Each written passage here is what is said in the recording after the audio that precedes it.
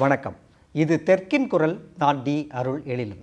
புதிதாக ஆட்சிக்கு வந்த தமிழ்நாடு அரசு 1 மாத காலத்தை நிறைவு செய்துள்ளது. இந்த 1 மாத காலத்தில் தமிழ்நாடு எத்தகைய பிரச்சனைகளை சந்தித்துள்ளது, நாம் எந்த விதமான விமர்சனங்களை தமிழ்நாடு அரசு மீது வைக்கிறோம் என்பன உள்ளிட்ட வெவ்வேறு விஷயங்கள் தொடர்பாக நம்மோடு பேசுவதற்காக திமுகவை சேர்ந்த சூர்யா கிருஷ்ணமூர்த்தி அவர்கள் நம்மோடு இணைந்திருக்கிறார். அவரோடு பேசுவோம். வணக்கம். வணக்கம். புதிதாக அமைந்துள்ள இந்த தாவேக அரசை 6 மாத காலம் யாரும் விமர்சிக்க கூடாது, நீங்கள் டைமே கொடுக்க மாட்டேங்கிறீங்க அப்படின்ற ஒரு விமர்சனம் பொதுப்படையில் இருக்குது. அதை எப்படி நீங்கள் பார்க்குறீங்க? அதுக்கு என்ன பதில் உங்கள்கிட்ட? இல்லை, அடிப்படையில் 6 மாதம் விமர்சிக்க மாட்டோம், அப்சர்வ் பண்ணுவோம் அப்படின்னு சொல்கிறது அவங்க ஒரு வாக்குறுதி கொடுத்தாங்கல்ல, அந்த வாக்குறுதியை நிறைவேற்றுவதற்கான கால அவகாசம் தானே தவிர, எடுத்த உடனே டே 1லேயே உங்களுடைய வாக்குறுதி என்ன ஆச்சு, ஏன் நிறைவேற்றலை அப்படின்னு கேட்கக்கூடியது அரசியல் முதிர்ச்சியின்மை. அப்படிங்கிற அடிப்படையில் தான் உங்களுடைய வாக்குறுதிகளை நிறைவேற்றுவதற்கு 6 மாதம், அந்த 2500 ரூபாய் எல்லாம் 2500 ரூபா 4000 ரூபா கொடுப்பேங்கிறது, 6 சிலிண்டர் கொடுப்பேங்கிறது, நகை கொடுப்பேன்னது, இது அத்தனைக்கும் பொறுமையாக நான் ஒரு 6 மாதம் வெயிட் பண்ணுவோம், அப்புறம் நீங்கள் படிப்படியாக அதை நிறைவேற்றுங்க அப்படிங்கிறது தானே தவிர, ஆட்சி நிர்வாகம் அன்றாட மக்கள் சந்திக்கக்கூடிய பிரச்சனைகள் இதுக்கெல்லாம் 6 மாதம் வெயிட் பண்ணுவோம் அப்படின்னு கேட்டால் இந்த நாடு நல்ல நிலைமையில் இருக்காது. இன்றைக்கி நீங்கள் ரொம்ப சிம்பிளாக யோசிச்சு பாருங்கள். வீதிக்கு போராடுவது அரசியல் கட்சிகள் இல்லை. திமுக அதிகாரப்பூர்வமாக எந்த போராட்டத்தையும் இது வரைக்கும் நடத்தலை. அதிமுக அதிகாரப்பூர்வமாக எந்த போராட்டத்தையும் இது வரைக்கும் நடத்தலை. தமிழ்நாடு முழுக்க போராட்டங்கள் நடந்துகிட்டு இருக்கு. நடக்கிற போராட்டங்கள் பாதிக்கப்படுற மக்கள் நேரடியாக களத்துக்கு போராடுறாங்க. குடிதண்ணி வேணும்னு குடத்தோடு நிற்கிற மக்கள் கட்சிக்காரர்கள் கிடையாது, சராசரி பொதுமக்கள்.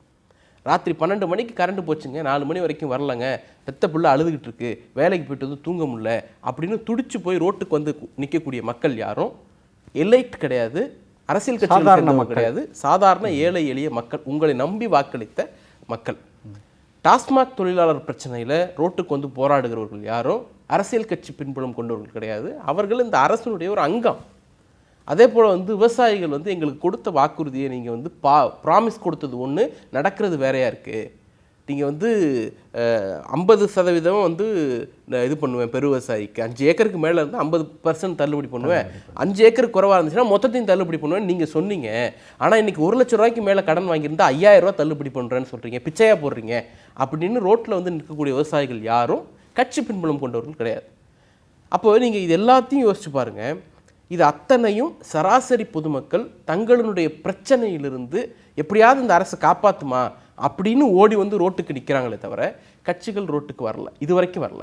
அப்போது நாம் இது எல்லாத்துக்கும் அமைதியாக கடந்து போக முடியாது.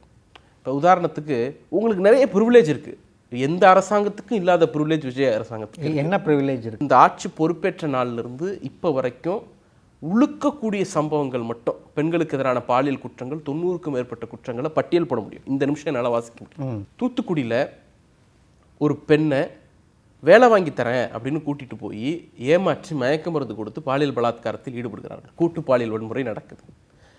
அங்கே எம்எல்ஏ, தாவேகாவினுடைய எம்எல்ஏ கூப்பிட்டு இதை நீ கம்ப்ளைண்ட் ஆக்கக்கூடாதுன்னு மிரட்டுவதாக அந்த பாதிக்கப்பட்ட பெண் ப்ரெஸ்ஸை கூப்பிட்டு 2 முறை பேட்டி கொடுத்துட்டாங்க. இது வேறு ஆட்சியில் நடந்திருந்தால் தமிழ்நாட்டை இது உலுக்கி இருக்குமா இல்லையா? பெரிய இஷ்யூவாக இருக்கும். அந்த எம்எல்ஏ ராஜினாமா பண்ணணும்னு கேட்டிருப்போமா இல்லையா? இந்த ஆட்சி ராஜினாமா பண்ணணும்னு கேட்டிருப்போமா இல்லையா? இந்த நிமிடம் வரைக்கும் அந்த எம்எல்ஏ மீது கட்சி ஒழுங்கு நடவடிக்கை கூட எடுக்கப்படலை அப்படிங்கிற துயரம் நடந்துகிட்டு இருக்கு.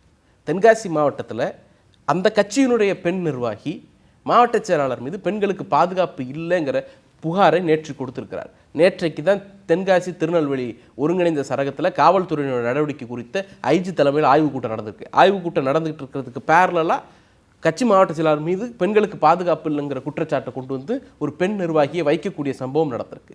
வேறு ஆட்சியில் நடந்திருந்தா இதை சாதாரணமாக சமூகம் கடந்து போயிருக்குமா? நீங்கள் அப்படியே வாங்க, திருவாரூரில் ஒரு 48 வயது மதிக்கத்தக்க ஒருத்தர் செங்கல் சூளையில் மேஸ்திரியாக வேலை பார்க்குறாரு. வீடு பூந்து வெட்டுறாங்க. அவங்க பொண்ணை கூப்பிட்டு வச்சு கழுத்தை கத்தியை வச்சு உங்கள் அப்பா சாவறதை பாரு அப்படிங்கிறாங்க. காவல்துறை ஒரு விளக்கம் கொடுக்குது. என்ன விளக்கம் கொடுத்துச்சு தெரியுமா?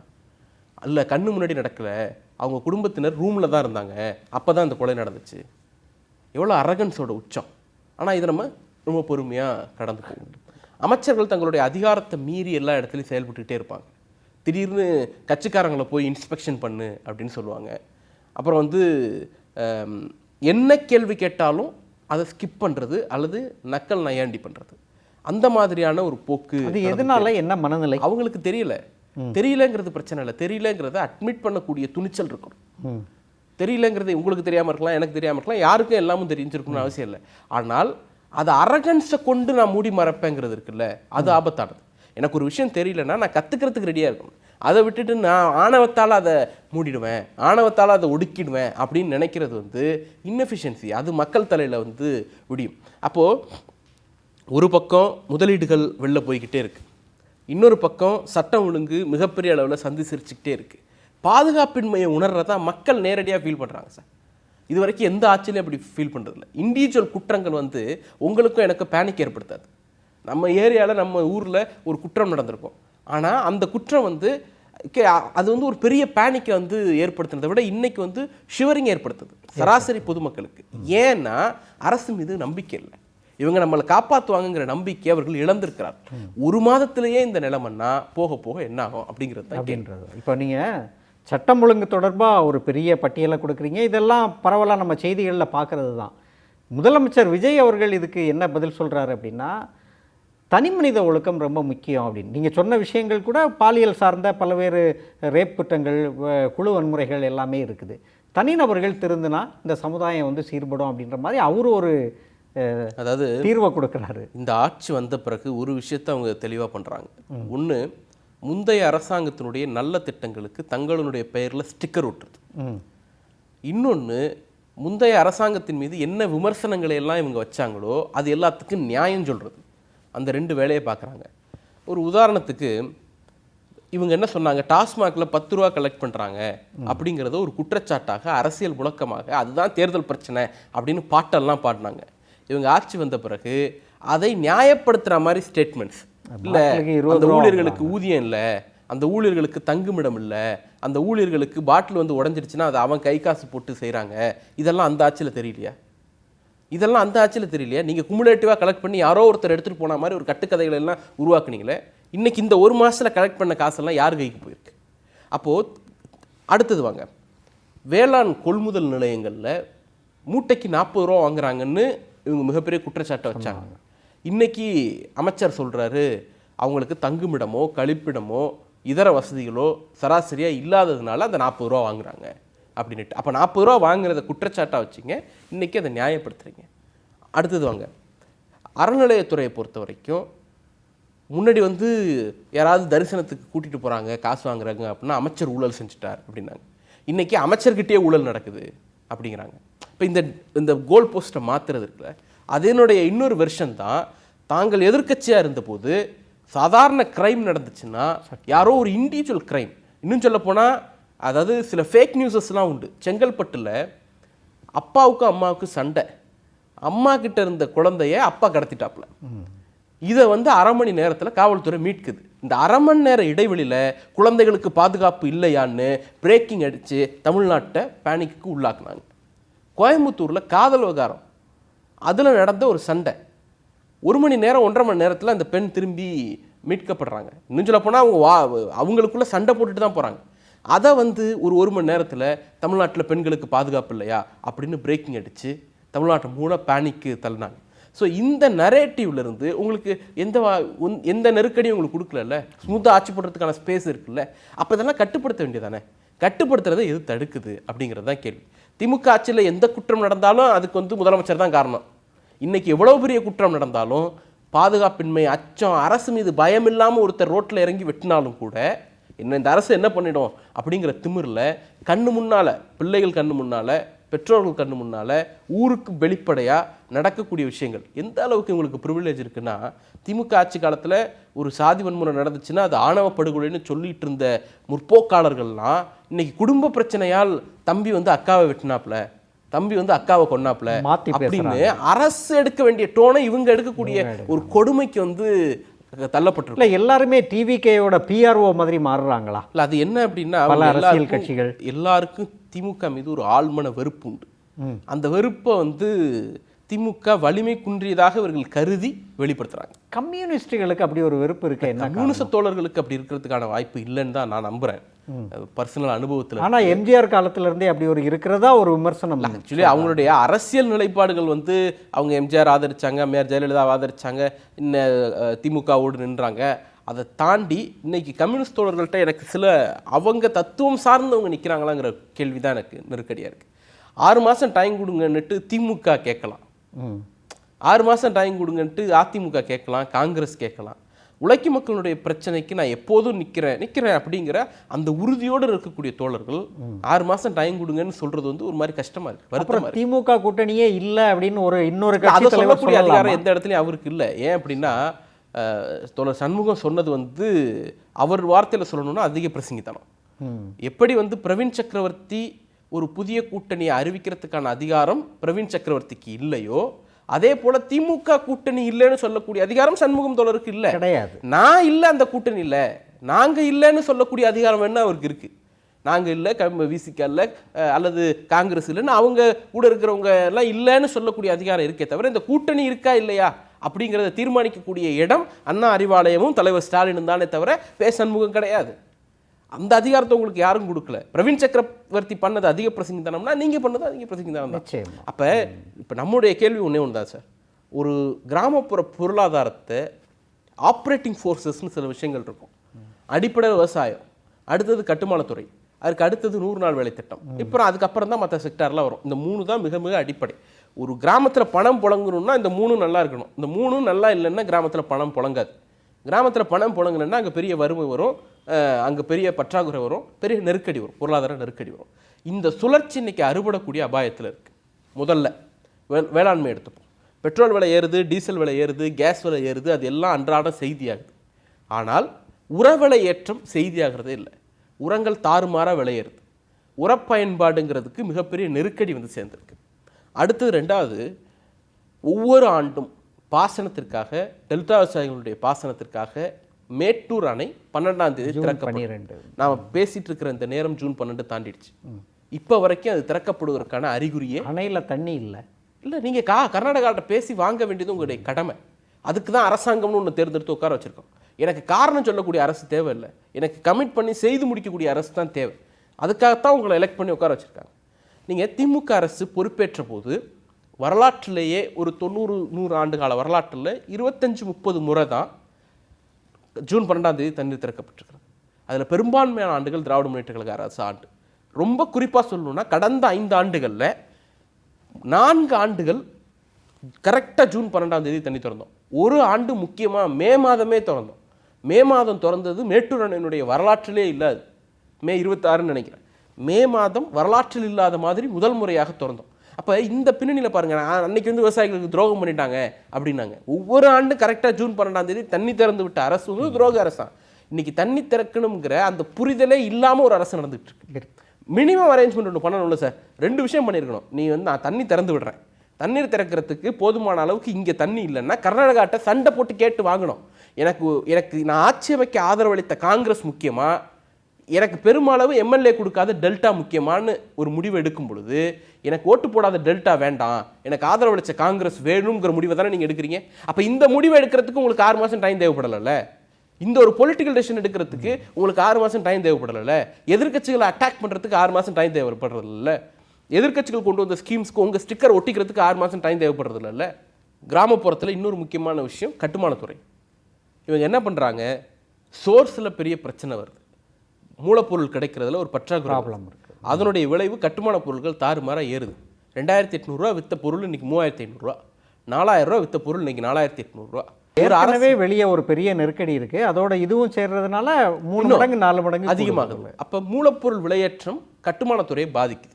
இப்போ நீங்கள் யோசிச்சு பாருங்க, கிராமத்தில் நான் ஒரு வீடு கட்டுறேன் சார், 50 லட்ச ரூபா பட்ஜெட், என்கிட்ட 10 லட்ச ரூபா இருக்குது, 40 லட்ச ரூபா லோன் போடுறேன்.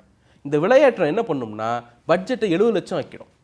20 லட்ச ரூபா லோன் கிடைக்காது, 20 லட்ச ரூபா என் கை காசை போட முடியாது, என்கிட்ட காசு கிடையாது. நான் என்ன பண்ணுவேன், ஒரு 6 மாதம் வெயிட் பண்ணுப்பா, விலை இறங்கின பிறகு கட்டிக்கலாம். அப்போ அதை சுற்றி இருக்கக்கூடிய 4-5 குடும்பத்துக்கு வேலை போச்சு. இப்படி சின்ன சின்ன அளவில் யோசிச்சு பாருங்கள். ஒரு வீடுங்கிறதுக்கு இதுக்கு இதே நீங்கள் ஒரு கான்ட்ராக்டர் ரோடு போடுற இடத்துல, பெரும் கட்டடம் கட்டுற இடத்துல, பெரிய ப்ராஜெக்ட் நடத்துகிற இடத்துல 6 மாதம் ஹால்ட்டு பண்ணுவோம்னுட்டு கட்டுமானத்துறையினர் நினச்சாங்கன்னா மொத்தமாக ஸ்தம்பிச்சு போயிடும். அப்போ இதை அட்ரஸ் பண்ணணும். முதல்ல இது தப்பிக்கிற அரசாங்கமாக இருக்குது, பழி போடுற அரசாங்கமாக இருக்கே தவிர ஒரு பிரச்சனையை அட்ரஸ் பண்ணக்கூடிய அரசாங்கமாக இல்லை. இதுக்கு தப்பித்தலுக்கு என்ன பண்ணாங்க தெரியுங்களா, கூப்பிட்டு அந்த குவாரி அசோசியேஷனை கூப்பிட்டு உன் பேரில் அறிக்கை கொடுன்னு அறிக்கை, அதிகாரத்தை வச்சு மிரட்டி அறிக்கை வாங்குறதுக்கு பேர் எல்லாம் ஒரு அரசியலா? நாங்கள் நினச்சிருந்தா எவ்வளோ பண்ணியிருக்கலாம். ஆனால் பிரச்சனையை கமிட் பண்ணோம். ஆமாம் இப்படி நடக்குது, அட்ரஸ் பண்ணோம். அப்போ தான் அதுக்கு தீர்வு வந்து சேரும். இன்றைக்கி ரொம்ப சிம்பிள் சார். ஜல்லி விலை ஏறி இருக்குது, கட்டுமான பொருள் விலை ஏறி இருக்குது அப்படின்னா அதை தீர்க்கிறது எப்படின்னு கூப்பிட்டு உற்பத்தியாளர்கள் கூப்பிட்டு பேசணும். இல்லையா நீங்கள் மானியம் கொடுக்கணும். ஆனால் ரெண்டுமே பண்ணுறதில்ல. விலை ஏறலை அப்படின்னு ஒரு அறிக்கை கொடுக்க வைக்கிறது. ஆனால் பாதிக்கப்படுற மக்களுக்கு தெரியும்ல ஏறி இருக்கா ஏறலையான்னு. அவங்களுக்கு என்ன பதில் சொல்ல போகிறீங்க? அடுத்தது வாங்க, 100 நாள் வேலை திட்டம் 12,000 கோடி ரூபா வரைக்கும் தமிழ்நாட்டுக்கு வந்துட்டு இருந்துச்சு. இன்றைக்கி 3000 கோடி ரூபாய்க்கு கீழே போகுது அப்படின்னு அறிக்கை வருது. எதிர்த்து கேள்வி கேட்க துப்பற்றவராக இந்த முதலமைச்சர் இருக்கிறார். யாரை பாதிக்க போகுது இது? இப்போது இந்த திட்டத்தை வந்து கடந்த திமுக அரசு சட்டமன்ற தீர்மானம் நிறைவேற்றி எதிர்த்தாங்க. 100 நாள் வேலை திட்டத்தை. அதோட பேரை மாற்றி கொண்டு வராங்க, ஜிராம் அப்படின்னு கொண்டு வராங்க. இந்த திட்டத்தை தமிழ்நாடு அரசு ஏற்றுக்கொள்ள போகிறது அப்படின்ற ஒரு தகவல் வருது. ஏற்கனவே ஜல்ஜீவனில் சைன் பண்ணிட்டாங்க. இப்போது 100 நாள் வேலை திட்டம் ஜிராம் அதில் சைன் பண்ண போகிறாங்க. இது உணர்த்தக்கூடிய செய்தி என்ன? பிஜேபியோட ப்ராக்சி அரசாங்கம் இங்கே நடக்குது அப்படிங்கிறது தான் இதை உணர்த்தக்கூடிய செய்தி.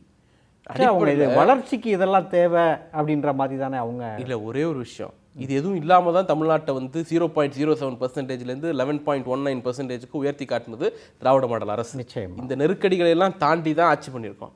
அப்போ வந்து உங்களுக்கு தெரியலன்னு சொல்லுங்கள், முடியாதுன்னு சொல்லாதீங்க. நீங்கள் ப்ளேம் பாலிட்டிக்ஸையும் ஒரு பிரச்சனை நடக்குதுன்னா அதை இன்னொருத்தர் மேலே தூக்கி போடுறத மட்டும் கவனம் செலுத்தாமல் அந்த பிரச்சனையை அட்ரஸ் பண்ணுறதுல கவனம் செலுத்தணும். உதாரணத்துக்கு கேஸ் விலை ஏறினப்போ திமுக அரசு ஒரு வேலை பார்த்துச்சு. எல்லா ஹோட்டல் அதிபர்களையும் ஹோட்டல் நடத்தக்கூடிய அசோசியேஷனையும் கூப்பிட்டு பேசினாங்க. உங்களுக்கு என்ன பிரச்சனை, இதை எப்படி சரி பண்ணுறது அப்படின்னு ஆலோசனை கேட்டாங்க. 2 முக்கியமான நிவாரணத்தை அவங்க கொடுத்தாங்க. என்னென்னா, ஒன்று, கேஸ் யூஸ் பண்ணிட்டு இருந்தவங்க எலக்ட்ரிசிட்டி அடுப்புக்கு மாறும் பொழுது கூடுதலாக பவர் கன்சம்ஷன் நடக்கும். அது எலக்ட்ரிசிட்டி பில்லில் ரிஃப்ளெக்ட் ஆகும். அதுக்கு நான் ஒரு மானியம் கொடுக்குறேன். கூடுதலாக பயன்படுத்தக்கூடிய மின்சாரத்திற்கு ஹோட்டல்களுக்கு மானியம் அப்படிங்கிற அறிவிப்பு வந்து திமுக அரசு கொடுத்துச்சு. நகர்ப்புறத்தில் விறகடுப்பு பயன்படுத்தும் பொழுது என்விரான்மெண்டல் கிளியரன்ஸ் ஒரு பிரச்சனை. அதை வந்து அட்ரஸ் பண்ணுறதுக்காக இந்த கேஸ் விலை பிரச்சனை தீர்கிற வரை என்விரான்மெண்டல் கிளியரன்ஸ்லேருந்து நாங்கள் உங்களுக்கு விளக்கு அடிக்கிறோம் ஃபார் த பர்பஸ் ஆஃப் இது விறகு அடுப்பு பயன்படுத்துறதுக்கு அப்படின்ட்டு. இது 2 தீர்வு கொடுத்தாங்க. கேஸ் விலை ஏற்றத்தை ஒரு மாநில அரசால் தடுக்க முடியாது. ஈரான் அமெரிக்கா போகிற ஒரு மாநில அரசால் தடுக்க முடியாது. ஆனால் இங்கே ஹோட்டலில் அடுப்பெரியாமல் போதில்ல, அவன் வயிற்றில் வந்து அடுத்த வேளை சாப்பாடு இருக்கிறத உறுதி பண்ண முடியும். அதுக்கான மானியத்தை அனௌன்ஸ் பண்ண முடியும். அதை அனௌன்ஸ் பண்ணது திமுக அரசு. இன்றைக்கி கேஸ் விலை ஏறுது, வாயை திறக்கிறதுக்கு முதலமைச்சருக்கு தெம்பு இல்லை. பெட்ரோல் விலை ஏறுது, வாயை திறக்கிறதுக்கு முதலமைச்சருக்கு தெம்பு இல்லை. டீசல் விலை கண்ணா பின்னான்னு ஏறுது. அப்படின்னா என்னன்னு கேட்கக்கூடியவர் இந்த நாட்டில் முதலமைச்சராக இருக்கிறார். தண்ணி திறக்கலைல்ல, நீங்கள் கூப்பிட்டு என்ன பண்ணணும்? விவசாயிகளுக்கு நான் மானியம் அறிவிக்கிறேன். நீர் பிரச்சனை இருக்குது. ஏன்னா எல்லா விவசாயிகளுக்கும் உங்கள்கிட்ட வந்து இது கிடையாது, பம்பு செட் மோட்டர் கிடையாது. அப்போ அதை சரி பண்ணுறதுக்கு நான் ஒரு நிவாரண தொகுப்பு அறிவிக்கிறேன் அப்படிங்கிறத அனௌன்ஸ் பண்ணணும்ல, கூப்பிட்டு பேசணும்ல. தண்ணி இல்லைன்னு சொல்கிறீங்கல்ல சார், தண்ணி இல்லைங்கிறத விவசாய பிரதிநிதிகளை கூப்பிட்டு பேசணும்ல. இவங்களோட கேண்டிடேட் திருவண்ணாமலையில் இவங்களுடைய கேண்டிடேட்டாக நின்றவர் ஒரு விவசாய தொழிற்சங்கத்தை சேர்ந்தவர். அவர் நேற்று ட்விட்டு போடுறாரு. என்ன போடுறாரு? முதலமைச்சர் அவர்களே, விவசாய பிரச்சனை சார்பாக உங்களை சந்திக்கிறதுக்கு நேரம் கேட்டு நான் காத்திருக்கேன், கிடைக்கல அப்படின்ட்டு. கீழே வந்து நீ நேராக முதலமைச்சர் தான் சந்திப்பியா? ஏன் அதிகாரியை சந்திக்க மாட்டியா? ஏன் வேளாண் துறை அமைச்சர் சந்திக்க மாட்டியா? அப்படின்னு கொஞ்சம் கூட ஈவு இறக்கம் இல்லாமல், அரசியல் புரிதல் இல்லாமல் அந்த ஆன்லைன் மாஃபியா அட்டாக் பண்ணுது. யார்? தாவேக கேண்டிடேட் அவர். அப்போ யார் என்னங்கிற புரிதலே கிடையாது. சரி, வேளாண் துறை அமைச்சர்கிட்ட போட்டால் தீர்வு கொடுத்துருவாரா? வேளாண் துறை அமைச்சர் என்ன சொல்கிறாரு? மேகதாதுல அணை கட்டுறாங்க, பிரச்சனை அப்படின்னு போய் ப்ரெஸ்ஸை நீட்டுறதுக்கு எல்லாம் ஆளாளுக்கு ஒன்று சொல்லுவாங்க பிரதர், அதெல்லாம் பார்த்துக்கலாம் பிரதர். இவர் தான் இந்த நாட்டினுடைய வேளாண் துறை அமைச்சர். அவர்கிட்ட போய் என்ன தீர்வு எனக்கு கிடைச்சிடும்? இப்போ இந்த மாதிரியான விஷயங்களில் உங்களுடைய நிலைப்பாடு என்ன? எலக்ட்ரிசிட்டி பிரச்சனைக்கு வருவோம் சார். ஒன்றும் இல்லை, சென்னை மாதிரியான நகரங்களில், அதை ஒட்டின பகுதிகளில், இன்னும் திருச்சி மாதிரியான நகரங்களில் எல்லா இடங்கள்லையும் தேவைகள் அதிகரிக்குது. தேவையை தாண்டி எலக்ட்ரிசிட்டி பிரச்சனை வருது. நைட்டில் நிற்கிது, திடீர்னு போகுது, பெரிய அளவில் மின்வெட்டு நடக்குது சார். இந்த மின்வெட்டு நடக்கிறதுக்கு 3 காரணம் தான் இருக்குது. திமுக தான் காரணம் இல்லை, அது வந்து நீங்கள் தப்பிக்கிறதுக்கான உத்தி. நீங்கள் அப்படி ப்ளேம் பண்ணி போனால் அது உங்களுக்கு அரசியல் ரீதியாக பலன் கொடுக்கலாம், அதெல்லாம் நடக்கலாம். ஆனால் மக்களுக்கு தீர்வு கிடைக்காது. மக்களுக்கு தீர்வு கிடைக்கணும்னா உண்மையான பிரச்சனை என்னங்கிறத உட்காந்து பேசணும், யோசிக்கணும், டெக்னிக்கலாக யோசிக்கணும். உற்பத்தியில் பிரச்சனையா, டிரான்ஸ்மிஷனில் பிரச்சனையா, அல்லது கடைநிலையில் கொண்டு போய் சேர்க்குற இடத்துல இன்ஸ்ட்ருமெண்ட்டில் பிரச்சனையா, இல்லை இது இல்லாமல் ஏதாவது வேறு பிரச்சனைகளா? இந்த 4ஐயும் நீங்கள் அனலைஸ் பண்ணி பார்க்கணும்.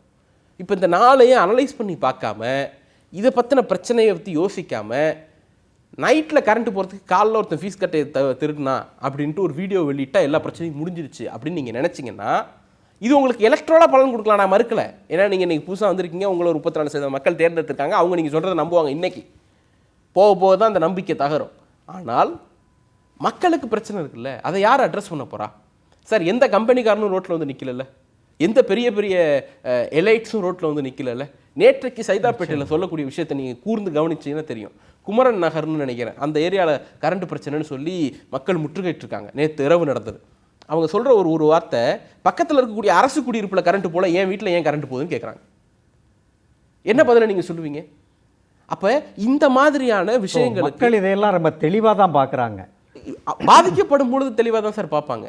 நீங்கள் வந்து 1% நீங்கள் காட்டப்படுறது இருக்குல்ல, அதாவது சில பேர் வந்து புரிதலின்மையோடு பேசுறது, கோமாளித்தனமாக பேசுறது, அல்லது வந்து என்ன நடந்தாலும் இந்த அரசுக்கு நான் முட்டு கொடுப்பேன் அப்படின்னு பேசுறது, இதில் நாம் பார்க்கக்கூடிய வீடியோக்களில் பாதிக்கும் மேற்பட்ட வீடியோக்கள் பெய்டு வீடியோ, அது ஆர்கெஸ்ட்ரா வீடியோ, சினிமா டைரக்டர் வச்சு எடுக்கப்பட்ட வீடியோ. அதை வச்சு அவங்க இப்போ நரேட்டிவ் செட் பண்ணுறாங்க. அது வந்து எளிய மக்களை வந்து ஒரு முறை தான் ஏமாறுவாங்க, தொடர்ந்து எளிய மக்கள் ஏமாறுவாங்கன்னு நம்ம எதிர்பார்க்க முடியாது. இல்லை, ஆனால் அந்த நேரட்டிவ் செட் பண்ணுறதுக்கு வீடியோ பேசுகிறாங்கல்ல, அதுவே எளிய மக்களாக தான் இருக்காங்க.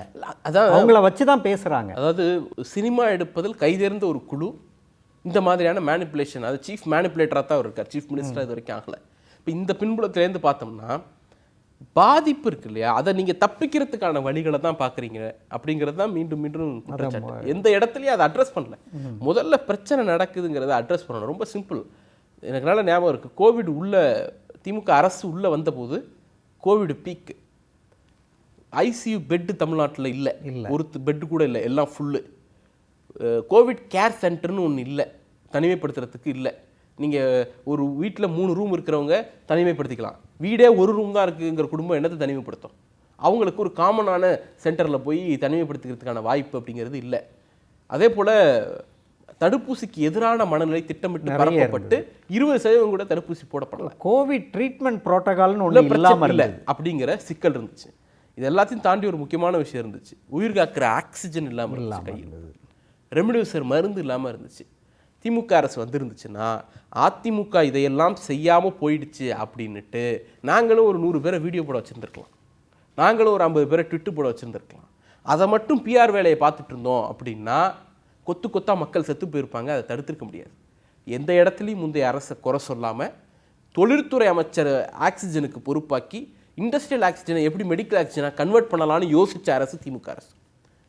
ரெம்டெசிவிர் மருந்து பிரச்சனையா, யூனியன் கவர்மெண்ட் நமக்கு கொடுக்க மாட்டாங்களா, குளோபல் டெண்டர் போடுவோம். அந்த குளோபல் டெண்டர் மூலமாக தமிழ்நாட்டில் மக்களுக்கு நம்மளே டைரெக்டாக ப்ரொக்யூர் பண்ணி கொடுப்போம். அந்த முடிவை எடுத்தது திமுக அரசு. தடுப்பூசிக்கு பிரச்சனை இருக்கா, யோசிப்போம் என்ன பண்ணலாம், அதை ஒரு மக்கள் இயக்கமாக மாற்றுவோம், அதை நானே தொடங்கி வைக்கிறேன்னுட்டு முதலமைச்சர் தடுப்பூசி போட்ட வீடியோவை பப்ளிஷ் பண்ணார். நிச்சயமா. அப்போ ஒரு கான்ஃபிடென்ட் வருது, அப்பா அவரே போட்டுக்கிறாருப்பா, அப்போ அதில் பிரச்சனை இல்லைப்பா அப்படிங்கிற ஒரு கான்ஃபிடென்ட் வருது. சரி, மக்களுக்கு கான்ஃபிடென்ட் வரும் பொழுது தடுப்பூசி போகிறதுக்கான மெக்கானிசம் இருக்கும்ல. ஹாஸ்பிட்டலுக்கு வந்தால் கோவிட் பிரச்சனை வருது, கம்யூனிட்டிக்கு போ, பூங்காக்களில், கிரவுண்டில், மக்கள் கூடுமிடங்களில், அசோசியேஷனில். எனக்கு நல்லா ஞாபகம் இருக்குது சார், 1000 விளக்கில் ஒரு வட்டச்செயலாளர் வந்து ஒரு மனு கொடுத்து அன்னை எம்எல்ஏ டாக்டர் எழிலன் ஒரு கேம்ப் அரேஞ்ச் பண்ணார். என்ன, வடமாநில தொழிலாளர்களுக்கான எக்ஸ்க்ளூசிவான, புலம்பெயர் தொழிலாளர்களுக்கான எக்ஸ்க்ளூசிவ் கோவிட் வேக்சினேஷன் கேம்ப். முந்தைய அரசு மீது பழி போடணும்னு நினச்சிருந்தோம்னா பழி போட்டு நாங்கள் படிக்க போயிட்டு இருந்திருக்கலாம். மக்கள் கொத்து கொத்த சாவறதை தடுத்திருக்க முடியாது. எங்களுக்கு மக்கள் மீது அக்கறை இருந்துச்சு, பழி போடுற பாலிடிக்ஸை நாங்கள் பண்ணலை, களத்தில் இறங்கி வேலை பார்த்தோம். இந்த மாதிரி நீங்கள் வார் ஃபுட்டில் வேலை பாருங்கள் அப்படிங்கிறோம். ஏன்னா அரசு நிர்வாகம்ங்கிறது ஏதோ விளையாட்டு பொம்மை கிடையாது. அது ஒரு 8 கோடி மக்களுடைய உயிர் சம்மந்தப்பட்ட விஷயம், அது 8 கோடி மக்களுடைய வாழ்க்கை சம்மந்தப்பட்ட விஷயம். ஒரு ராங் டெசிஷன் என்னுடைய 3 தலைமுறை அழிச்சிடும். அரசாங்கத்தினுடைய ஒரு ராங் டெசிஷன் நான் ஒரு 3 தலைமுறையாக சேர்த்து வச்ச எல்லாத்தையும் காலி பண்ணிட்டு போய்டும். அப்போ அவ்வளோ முக்கியமான ஒரு குரூஷியலான பொசிஷனில் உட்காந்துட்டு எனக்கு டைம் வேணும், 6 மாதம் டைம் வேணும் அப்படிங்கிறதெல்லாம் அயோக்கியத்தனத்தோட உச்சம்.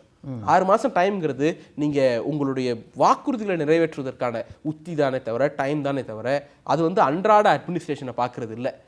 நீங்கள் அதிகாரிகள் ப்ளேம் பண்ணுறீங்களே, நாங்கள் அதிமுக அதிகாரிகள் வச்சுட்டு தானே ஆட்சி பண்ணோம். நீங்களாவது அதிகாரிகளை கொத்தாக மாற்றிருக்கீங்க. டெய்லி 20 டிரான்ஸ்ஃபர் 30 டிரான்ஸ்ஃபர் வருது. திமுக ஆட்சி அமைச்ச புதுசில் அப்படி எந்த டிரான்ஸ்ஃபரும் நடக்கலை. சுகாதாரத்துறை செயலாளர் முன்னாடி இருந்தவர் தான் ஃபாலோ ஆனார், சட்டமன்றத்தினுடைய செயலாளர் அதிமுக ஆட்சியில் இருந்தவர் தான் ஃபாலோ ஆனார். இன்றைக்கி அவர் திமுக காரன் தூக்கி நீங்கள் வெளில போட்டீங்க, நெருக்கடி கொடுத்தீங்க, ராஜினாமா விட்டு போயிட்டார்.